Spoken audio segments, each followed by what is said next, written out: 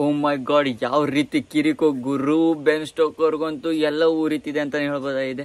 ಆ ರೀತಿ ನಮ್ಮ Indian team solid bounce back ಮಾಡಿರೋದು. ಒಂದ್ ಸೈಡ್ ಆಗ್ತಾ ಇರುವಂತ ಮ್ಯಾಚ್ ಒಂದ್ ಕಡೆ ಬೆನ್ ಸ್ಟೋಕರ್ಗಂತೂ ಇಷ್ಟು ಸ್ಕೋರ್ ಹೊಡೆದು ತಾವು ಸೆಂಚುರಿ ಹೊಡ್ತಿದ್ದೇವೆ, ಆದ್ರೂ ಕೂಡ ವಿನ್ ಆಗ್ಲಿಕ್ಕೆ ನಾವು ಡಿಸರ್ವ್ ಮಾಡ್ತಿದ್ದೇವೆ, ಇನ್ನು ಕೂಡ ವಿನ್ ಆಗ್ಲಿಕ್ಕೆ ಆಗ್ತಾ ಇರಲ್ಲ. ಈ ರೀತಿ ಕೊಚ್ಕೊಂಡಿರೋದು ನಮ್ಮ ಇಂಡಿಯಾ ಬ್ಯಾಟರ್ಸ್ಗಳು ಅಂತಾನೆ ಹೇಳ್ಬೋದಾಗಿದೆ. ಒಟ್ನಲ್ಲಿ ಇದು ಡೇ ಸ್ಟಾರ್ಟಿಂಗ್ ಅಲ್ಲಿ ಗೊತ್ತಾಗಿತ್ತು KL ಅದೇ ರೀತಿ ಶುಭ್ಮನ್ ಅವ್ರು ಆಟ ಆಡ್ತಿರ್ಬೇಕಿದ್ರು ಕೂಡ ಡೇ ಎಂಡ್ ಅಲ್ಲಿ 100% ಇದು ಪಕ್ಕ ಡ್ರಾ ಆಗತ್ತೆ ಅಂತ ಅದೇ ರೀತಿಯಾಗಿ ಸೇಮ್ ಸಿಮಿಲರ್ ಹಾಕೊಂಡು ನಮ್ಮ ಇಂಡಿಯನ್ ಟೀಮ್ ಡ್ರಾಗೆ ಹೋಗಿರೋದು. ವಾಶಿ ಜಡ್ಡು ಒಂಥರ ಯಾವ ರೀತಿ ಕಮ್ಬ್ಯಾಕ್ ಮಾಡಿರೋದು ಅಂತ ಹೇಳಿದ್ರೆ ಇಬ್ರು ಕೂಡ ಸೆಂಚುರಿನ ಹೊಡೆದಿರೋದು.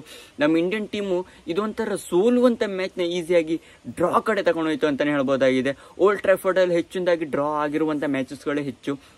ಅದೇ ರೀತಿ ನಮ್ಮ ಇಂಡಿಯನ್ ಟೀಮು ಕೂಡ ಇದನ್ನ ಡಿಸರ್ವ್ ಮಾಡಿತ್ತು.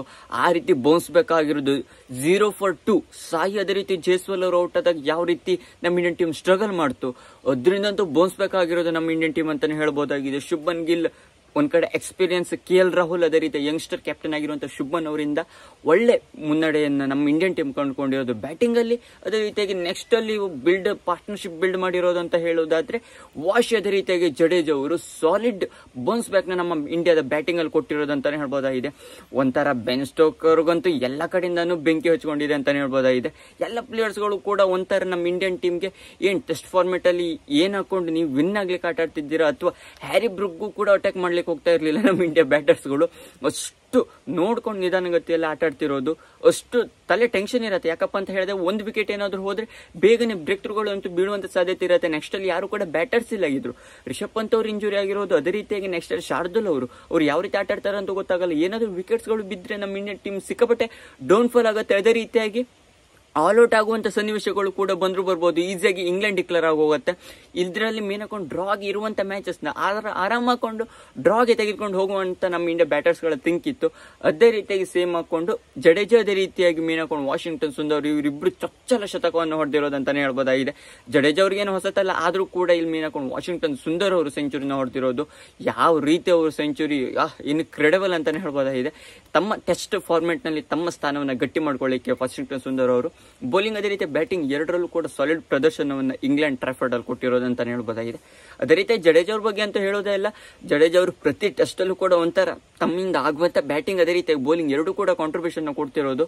ಸಾಲಿಡ್ ಹಾಕೊಂಡು ಹೋದ ಮ್ಯಾಚ್ ಅಲ್ಲಿ ನನ್ನ ಪ್ರಕಾರ ಸೆಂಚುರಿನ ಮಿಸ್ ಮಾಡ್ಕೊಂಡ್ರು, ಆದ್ರೆ ಇವಾಗ ಯಾವ ರೀತಿ ಕಮ್ ಬ್ಯಾಕ್ ಮಾಡ್ಕೊಂಡು ಸೆಂಚುರಿ ನೋಡಿದಿರೋದು. ಅದೇ ರೀತಿಯಾಗಿ ಮೇನ್ ಹಾಕೊಂಡು 0 for 2 ಇದ್ದಾಗ ಬಂದಂತ ಪಾರ್ಟ್ನರ್ಶಿಪ್ ಏನು ಉಂಟಲ್ಲ, ಅದಂತೂ ಇನ್ಕ್ರೆಡಿಬಲ್ ಅಂತಾನೆ ಹೇಳ್ಬೋದು. ನಮ್ಮ ಇಂಡಿಯನ್ ಟೀಮ್ಗೆ 450 ಚಿಲ್ಡ್ರೆ ಬಾಲ್ಸ್ ಗಳಿಂದ ಕೂಡ ಒಂಚೂರು ಕೂಡ ನೀವು ಹಾಕಿ ಬಾಲ್ ನ ನಾವಿಲ್ಲಿ ಗೋಡೆ ತರ ರಾಹುಲ್ ದ್ರಾವಿಡ್ ಅವರು ಯಾವ ರೀತಿ ದ ವಾಲ್ ಅಂತ ಫೇಮಸ್ ಪಡೆದಿದ್ರು, ಅದೇ ರೀತಿಯಾಗಿ ರಾಹುಲ್ ಅದೇ ರೀತಿಯಾಗಿ ಶುಭ್ಮನ್ ಅವರು ಅಷ್ಟು ಕಾಮ್ನೆಸ್ ಹಾಕೊಂಡಲ್ಲಿ ಆಟ ಆಡಿರೋದಂತಾನೆ ಹೇಳ್ಬೋದಾಗಿದೆ. ಇದೇ ನಮ್ಮ ಇಂಡಿಯನ್ ಟೀಮ್ಗೆ ಮೇನ್ ಹಾಕೊಂಡು ಬುನಾದಿ ಆಯ್ತು ಡ್ರಾ ಆಗ್ಲಿಕ್ಕೆ. ಇಲ್ದಿದ್ರೆ ಸೀರೀಸ್ ಉಡಾಯಿಸ್ಕೊಂಡು ಹೋಗ್ತಿತ್ತು ಅಂತಾನೆ ಹೇಳ್ಬೋದಾಗಿದೆ ಇಂಗ್ಲೆಂಡ್ ಪರವಾಗಿ. ಅದಕ್ಕೆ ನನ್ನ ಪ್ರಕಾರ ಅನಿಸ್ತಾ ಇರೋ ಮಟ್ಟಿಗೆ ಮೇನ್ ಹಾಕೊಂಡು KL ರಾಹುಲ್ ಅವರು 90 ರನ್ಗೆ ಡೇ ಎಲ್ಲ ಹೊಡೆದಿರೋದು, ಅವ್ರು 3 ರನ್ ಅಷ್ಟೇ ಬಿಟ್ಟರು ಕೂಡ ಸೆಂಚುರಿನ KL ರಾಹುಲ್ ಅವರು ಮಿಸ್ ಮಾಡ್ಕೊಂಡ್ರು. ಅದೇ ರೀತಿಯಾಗಿ ಶುಭ್ಮನ್ ಅವರು ತಮ್ಮ 9ನೇ ಚೊಚ್ಚಲ ಶತಕವನ್ನು ಹೊಡೆದಿದ್ರು ಅಂತಾನೆ ಹೇಳ್ಬೋದಾಗಿದೆ. ಇದ್ರಲ್ಲಿ ಮೇನ್ ಹಾಕೊಂಡು ಕ್ಯಾಪ್ಟನ್ ಯಾವ ರೀತಿ ಡಿಸರ್ವ್ ಮಾಡ್ತಿರೋದು, ಅವ್ರು ನನ್ನ ಪ್ರಕಾರ ಲಾರ್ಡ್ಸ್ ಅಲ್ಲಿ ಅಂತ ನನ್ನ ಪ್ರಕಾರ ಆಟ ಆಡದೇ ಇರೋದು. ಮತ್ತೆ ಎಲ್ಲ ಕಡೆ ಕೂಡ ಮ್ಯಾಂಚೆಸ್ಟರ್ ಅದೇ ರೀತಿ ಟ್ರಾಫರ್ಡ್ ಅಲ್ಲಿ 2 ಮ್ಯಾಚ್ ಅಲ್ಲೂ ಕೂಡ 2 ಟೆಸ್ಟ್ ಅಲ್ಲೂ ಕೂಡ ಸಾಲಿಡ್ ಹಾಕೊಂಡು ಆಟ ಆಡಿರೋದು ಅಂತ ಹೇಳ್ಬೋದು. ಇಲ್ಲಿ ಮೇನ್ ಹಾಕೊಂಡು ಶುಭ್ಮನ್ ಅವರು captain leading from the front. ಅದೇ ರೀತಿಯಾಗಿ ರಿಷಬ್ ಪಂತ್ ಅವರು ನನ್ನ ಪ್ರಕಾರ ನಿನ್ನೆ ಏನಾದ್ರೂ ಇವರು ವಿಕೆಟ್ ಬಿದ್ದಿದ್ದ ರಿಷಬ್ ಪಂತ್ ಅವರು ನನ್ನ ಪ್ರಕಾರ ಬರಲೇಬೇಕಾಗಿತ್ತು ವಿಕೆಟ್ ನಲ್ಲಿ ಮೇನ್ ಹಾಕೊಂಡು ಸ್ಟ್ಯಾಂಡ್ ಹಾಕೊಂಡು ನಿಂತ್ಕೊಂಡು ಆಟ ಆಡ್ಲಿಕ್ಕೆ ಅಂತ. ಆದ್ರೂ ಕೂಡ ಅವರಂತೂ ಔಟ್ ಆಫ್ ಸೀರೀಸ್ ಆಗಿರೋದು ಅದೇನು ವಿಷಯನಲ್ಲ. ಒಟ್ಟಿನಲ್ಲಿ ಇಲ್ಲಿ ನಮ್ಮ ಇಂಡಿಯನ್ ಟೀಮ್ ಡಿಸರ್ವ್ ಮಾಡತ್ತೆ ಅಂತಾನೆ ಹೇಳ್ಬೋದಾಗಿದೆ. ಈ ಡ್ರಾ ಆಗದೆ ಇದ್ರಂತೂ ಸಿಕ್ಕಾಪಟ್ಟೆ ತಲೆಬಿಸಿ ಆಗ್ತಿತ್ತು ಅಂತಾನೆ ಹೇಳ್ಬೋದು ಇಂಡಿಯನ್ ಟೀಮ್ಗೆ. ಯಾಕಪ್ಪ ಅಂತ ಹೇಳಿದ್ರೆ ಸೀರೀಸ್ ಅವರೇ ವಿನ್ ಆಗ್ತಿದ್ರು. ಈಗ ನೆಕ್ಸ್ಟ್ ಮ್ಯಾಚ್ ಏನಾದ್ರು ನಮ್ಮ ಇಂಡಿಯನ್ ಟೀಮ್ ವಿನ್ ಆದ್ರೆ ಡ್ರಾಗೆ ನಂತರ ಸೀರೀಸ್ ಯಾರು ಕೂಡ ಆಗಲ್ಲ, 2 ಅವರು 2 ಇವರು ಒಂದು ಡ್ರಾ ಆಗತ್ತೆ ಅಂತಾನೆ ಹೇಳ್ಬೋದು. ಮೇನ್ ಹಾಕೊಂಡು ನೆಕ್ಸ್ಟ್ ಮ್ಯಾಚ್ ಇಂಟೆನ್ಷನಲ್ ಏನಂತ ಹೇಳಿದೆ ನಮ್ಮ ಇಂಡಿಯನ್ ಟೀಮ್ಗೆ ಮೇನ್ ಹಾಕೊಂಡು ವಿನ್ ಆಗುವಂತ ತಲೆ ಇರ್ಬೇಕಂತಾನೆ ಹೇಳ್ಬೋದು ನನ್ನ ಪ್ರಕಾರ ಅನಿಸ್ತಾ ಇರೋ ಮಟ್ಟಿಗೆ.